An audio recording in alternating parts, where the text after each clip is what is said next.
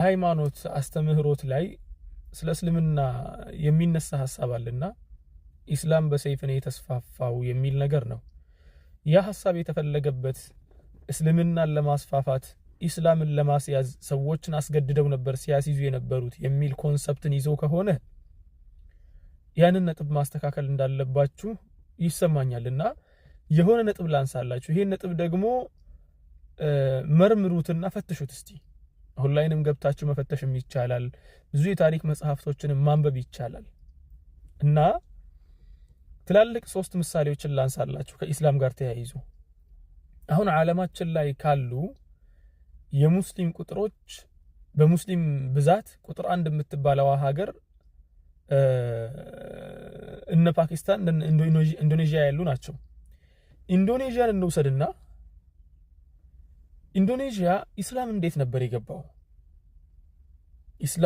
የኢስላም ጦር እዚያ ደርሶ ነበር? በጦርነት ነበር ኢስላም የገባው ነው ወይስ ማህበረሰቡ በራሱ ፍላጎት ነበር የተቀበለው? ይህን ነገር ብታጠኑት ደስ ይለኛል። አንድ ሁለተኛ ነገር አሁን ዓለማችን ላይ ካሉ ሀገራት ትላልቅ ሀገራት ከሚባሉት መካከል 99% ሙስሊሞችን ያቀፈችዋ ቱርክ ሀገር ኢስላምን ስትቀበል ማን አስገድዷት ነበር ኢስላምን የተቀበለችው? ስትቀበል ነው ያልኳችሁ።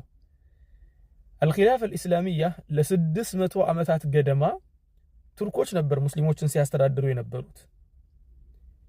ይሄን ያክል ሀያላን ከሆኑ ለምን ኢስላምን መቀበል አስፈለጋቸው? እንዲሁም ኢስላምን ማጥፋት አይችሉም ነበር በዚያ ጊዜ? እነሱ አረቦች አይደሉም፣ ቱርኮች ናቸው። በብሔር አይገናኙ። ሃይማኖቱን ባያምኑበትና በፈቃደኝነት ባይከተሉት ኖሮ ለ600 ዓመታት ለምን ነበር እዚህ ሃይማኖት ውስጥ መቆየት? 600 ዓመት አይደለም፣ ዛሬ ኦልሞስት 1000 ዓመት ሆኖታል በአጠቃላይ ካየነው ማለት ነው። 800 ዓመት ይሆነዋል ተቅሪበን 800 ዓመት። ለ800 ዓመታት ኢስላምን ተቀብለው እስከ ዛሬም ድረስ 99% ቱርክ ሙስሊሞች ናቸው። ለምን ይመስላችኋል? እንዲህ ኢስላም ላይ ዘመቻ ተከፍቶ ከቀኝ ከግራ ኢስላም እየተመታ ኢንዶኔዥያ ላይ ያለው ሙስሊም ሆኖ መቆየቱ፣ ቱርክ ላይ ያሉትን ሙስሊም ሆኖ መቆየታቸው። ሌላ የሚገርም ነገር ነጥብ ደግሞ ላንሳላችሁ። የኢስላምን መንግስታት በመሐከለኛው ክፍለ ዘመን ማለትም በኦልሞስት 7ኛ በእስላማዊ አቆጣጠር 7ኛው ክፍለ ዘመን ውስጥ ወይ ደግሞ በዓለሙ አቆጣጠር በዩሮፒያን አቆጣጠር ደግሞ 15ኛ 14ኛ አካባቢ ሞንጎሊያኖች በአረብኛ መጉል በመባል ነበር የሚታወቁት። የዓለማችን ሀያል ኃይል ነበሩ።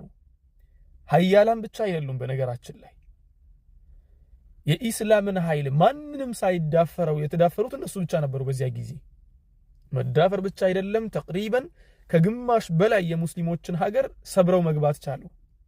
የሚገርመውን ነገር ልንገራችሁ። ኢስላምን አሸንፈው ሰብረው ከገቡ በኋላ በተፈጥሮ እኮ የሚታወቀው ተሸናፊ ነው የአሸናፊን አይዲዮሎጂ የሚከተለው አይደል? ሞንጎሊያኖች ደግሞ የኢስላምን ሀገራት ከሰበሩ በኋላ ኢስላምን ተቀበሉ። ለምን ይመስላችኋል? ማለት አንድ ሰው እኮ ካሸነፈ የራሱን አይዲዮሎጂ ነው እንጂ የሚጭነው ሀያል ስለሆነ እንዴት አድርጎ ነው የሌላን አይዲዮሎጂ ሊቀበል የሚችለው? የሌላን እምነት ሊቀበል የሚችለው? ተግባባን?